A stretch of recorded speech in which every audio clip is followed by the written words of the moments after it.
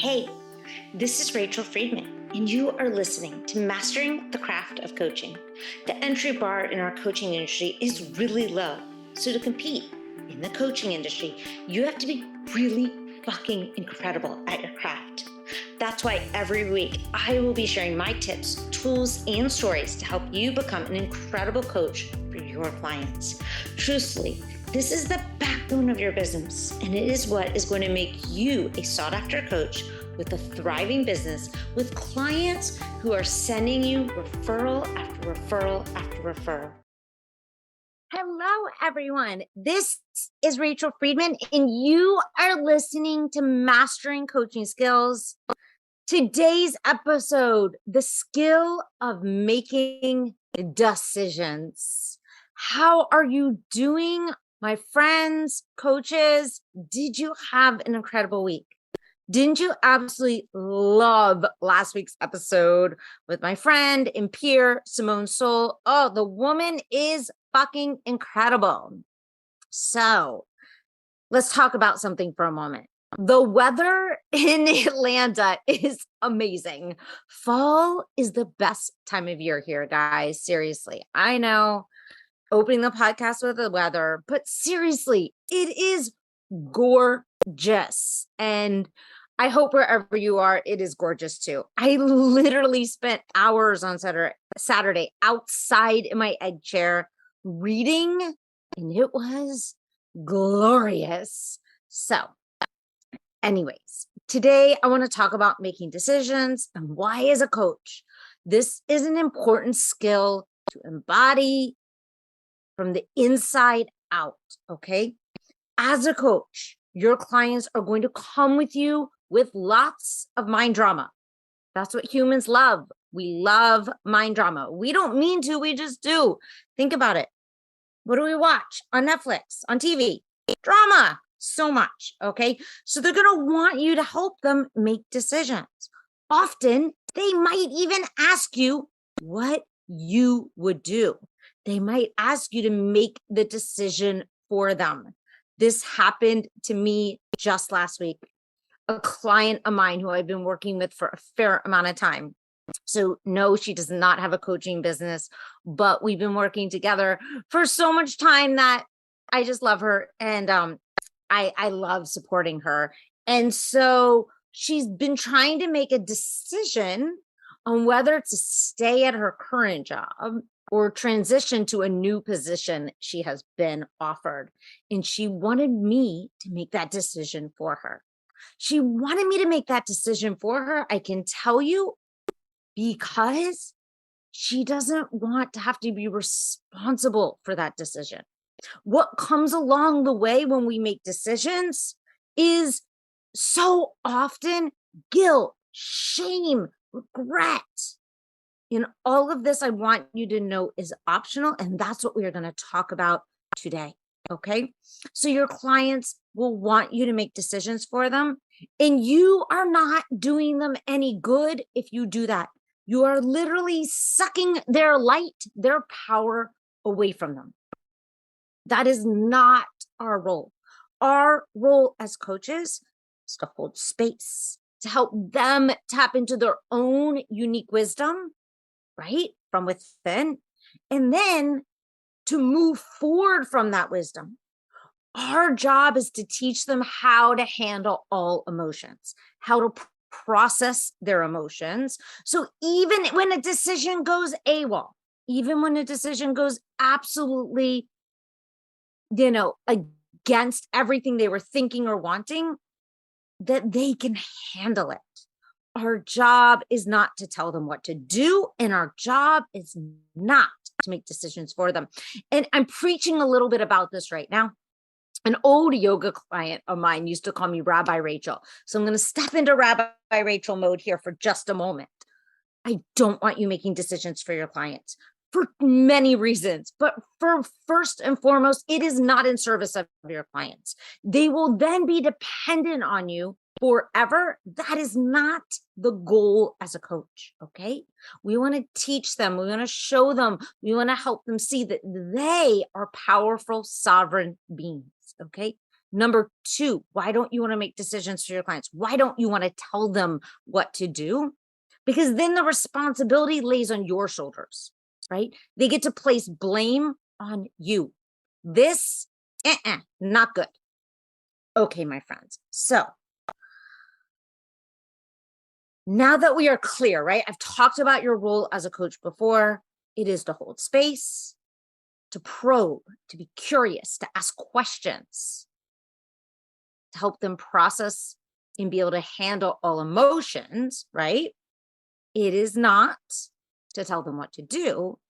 Then we can see so clearly why it's so important to learn how to make powerful decisions, right? First and foremost, as the coach, right? If you struggle with making decisions, I get it. Dude, I have been there. I used to struggle to even make the simple decision of what to make for dinner. I was so afraid that everyone in my family would be mad at me or upset with me if I picked something that no one else liked. So silly when I say it out loud now, but it was my experience. And I can tell you, I was afraid to make decisions out of right people pleasing. I was afraid to make decisions because I didn't want to feel the repercussions of a quote, bad or wrong decision. I didn't want to feel those negative emotions.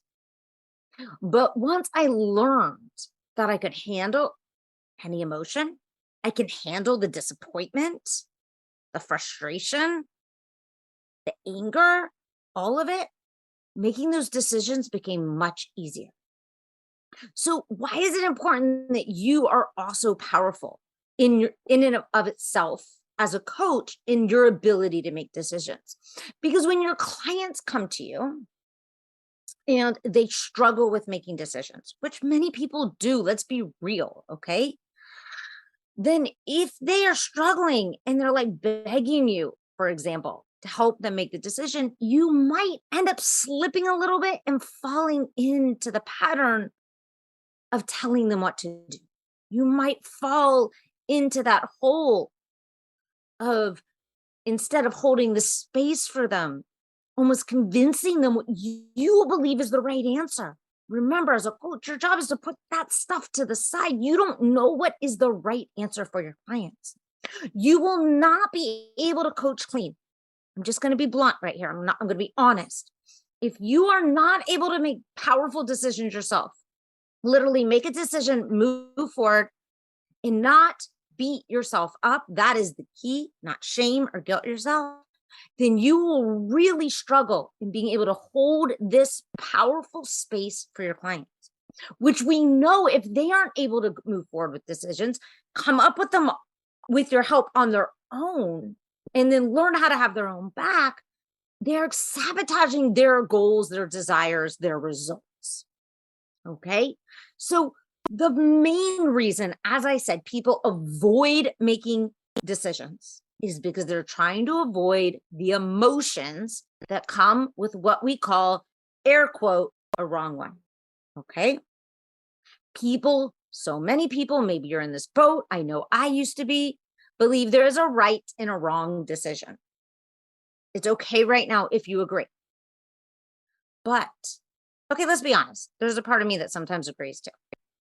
But I also know that there's a part of me that doesn't want to feel the negative emotions that come with making a decision, and that it's especially when it doesn't go the way I want. Let's be real. This is part of life. Not every decision will go as we want. It's just not realistic. At least I haven't met a person yet on this planet where this is true. So stay with me, play with me for a moment. If all decisions were neutral, not good or bad, and instead, when things don't go as we want, we can just decide in advance we're going to learn from that decision, from that experience. Can you imagine what would be different for you? Sit with that for a moment. What would be different for you if there weren't good and bad decisions? There were just decisions, they were neutral, and you get to learn and grow with each one. Take a breath in I want you to sit with that for just a moment. Be with it. For me, it helps me move forward, which honestly is the only way I get closer to my goals. So if you currently struggle with making decisions, I want you to check in with yourself. How do you treat yourself after you make a decision? Especially the ones that don't go as you wanted. Do you have your own back? Are you kind? Or let's be real. Let's be radically honest right now. Are you a bit of an asshole to yourself? If it is the latter, you are making the decision making process harder on yourself, my friends, than it needs to be. Many of the coaches I work with don't even realize how hard they are being on themselves. It comes out so subtly and it's so practiced that they don't even notice it. Maybe you're in this same boat as I once was. But when you start to treat yourself with compassion and understanding, making decisions is so much easier. Look, in order to be an effective coach, you have to master this skill. Master the skill of making decisions in your own life so you can hold the space for your clients to do the same. If your clients are struggling with this, I want you to look at where are you struggling with this, because often we are a mirror and it's okay if you are. Let's just hold space for it and do the work. So if you struggle with it, when your client comes to a session with a decision they're struggling with, what's going to happen? You are going to believe them that making decisions is hard. And I can guess you're going to struggle with coaching them on their decision. This is going to affect their ability to get results. I just want you to hear that. I keep saying because it is what I've seen so many times. Trust me, this was me for a long time. I was that person who hated making those decisions, right? As I shared with you before, even the smallest decisions, I would struggle over. So understand right now if you are struggling with this too, it is common. I believe it's even quite normal. Okay. I'm going to gift you today my very simple process that helped me build the decision making skills. Okay. Step one, it's a 6-step process. Write this down. Number one, notice the decision you need to make. It can be anything from what to make for dinner to maybe you're deciding still what you want your niche to be as a coach. Step two, write down everything you are afraid of and get really honest with yourself. Get specific in regards to this decision. Step three, if these things do happen, how will you feel? So if your fears come to light, how will you feel? And then I want you to ask yourself, what will you make it mean about you? Get clear, get honest, write it down. Now, those feelings that came up, I want you to set a timer and sit with them inside your body and feel them for 90 seconds. Just experience them, be with them. Okay, that's step 4. Step 5, decide in advance what you want to feel if your decision doesn't work out, right? Decide maybe right now, not that you want to feel good, but you're going to feel neutral. Neutral, such an amazing feeling that I think so often we forget about. What do you want to say to yourself? How are you going to have your own back? How are you going to treat yourself? Write it down. It is the only way we remember, my friends. And then step 6, you have to practice that feeling. If it's the feeling of neutrality, you've got to practice that. And you got to do this over and over. You've got to repeat these steps over and over till it becomes more ingrained. Okay. So step 1, notice the decision you need to make. Write it down. Step 2, write down everything you're afraid of and be honest. Step 3, if things happen, tap into how you will feel and what will you be making it mean about you. Important. Don't tell yourself, I don't know. Make yourself answer. Feel all the feelings for 90 seconds. Decide in advance what you want to feel instead if it doesn't work out. What do you want to say to yourself? How do you want to treat yourself? Step 6, practice that feeling and then do it over and over and over again. Trust me, getting good at this skill isn't easy. It's simple, but it's not easy. Okay? At least if you're anything like me, friends. Only because your brain is currently trained to avoid the discomfort instead of moving towards it. We all are. It is very primitive in our being. Look, to be honest, for me, the more I practice it, the easier it gets. It's really true with everything, any skill in life. Okay? So go to work on it. These skills are going to make your life better. I will guarantee it. Your coaching more effective, and it's going to really help your business thrive, which is, I know what each of you wants. Literally, it's not optional, in my opinion. So, ready to take your skills to the next level? This is just the beginning. The fastest way to elevate your skills is to put yourself, my friends, in a room of coaches who also want to elevate their skills.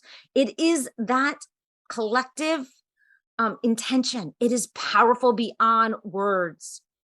So practice your coaching skills. Get feedback, so important, from a mentor, from peers. And then we've got to apply that feedback to your coaching. You've got to get coached on your blind spots. I do every week. I really recommend that you are. If you're not, why not? We can't see sometimes what's right in front of us. And then, of course, it is so valuable, my friends, to have a space to mastermind with other coaches who have different brains, right? That's the beauty, and can see things from other perspectives. It's so beautiful then to be able to navigate difficult conversations, different coaching situations, and it will help you up level and elevate your coaching to be able to see other ways to manage and navigate your calls.